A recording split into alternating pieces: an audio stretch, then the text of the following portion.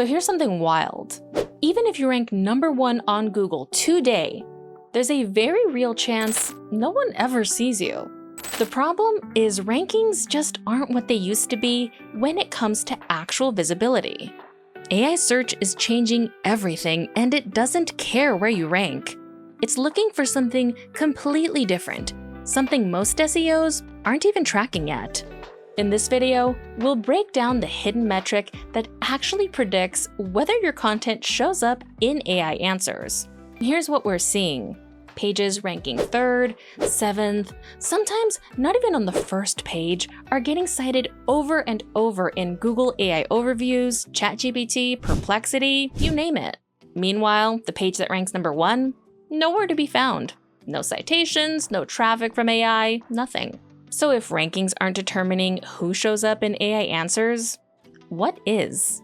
Traditional SEO works on a pretty simple assumption. Search is a list. You rank higher, you get clicked, you win. But AI search doesn't work like that.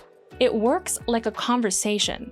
AI systems are pulling from multiple sources at once, rephrasing questions internally, breaking up one query into a bunch of related questions, then choosing content they can actually reuse and trust. They're not ranking pages anymore. They're selecting answers. And that's why metrics like rankings are suddenly really weak predictors of visibility. So if rankings don't directly correlate to AI visibility, what does? It's not backlinks, it's not authority, and it's not domain age either.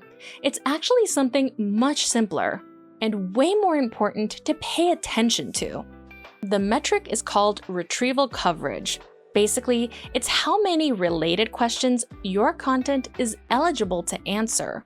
AI doesn't just ask, who ranks #1 for this keyword?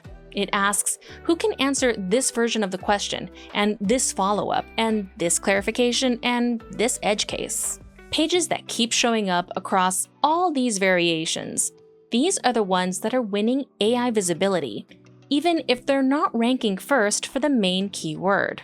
Here's how this plays out in practice. Let's imagine you've got 2 pages. Page A is perfectly optimized for one specific keyword, ranks #1, and answers one narrow question really well. Page B ranks 5th, but it answers what something is, why it matters, when it applies, when it doesn't apply, and what to do next.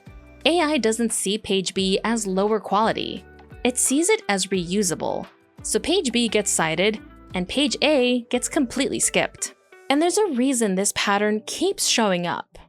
This metric works because of how AI actually builds answers. One search turns into a definition question, a comparison, a should I question, a how do I question, a what if scenario. You get the idea.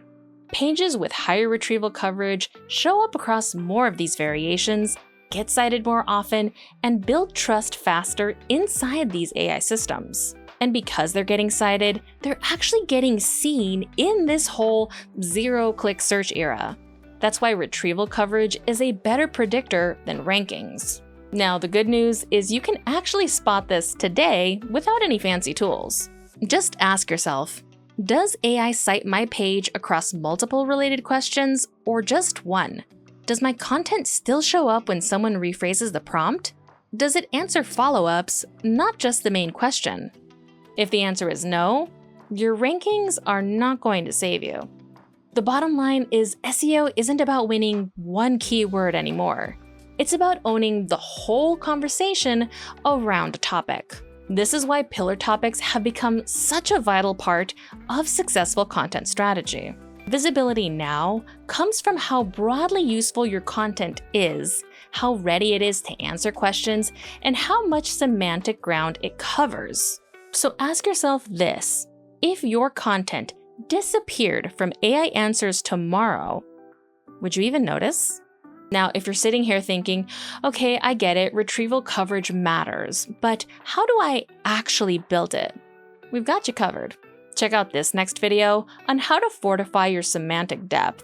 We break down the real actions most SEOs are skipping that actually move the needle on this stuff. And if you like this video, be sure to subscribe to our YouTube channel where you can stay up to date on what's actually working in the world of SEO.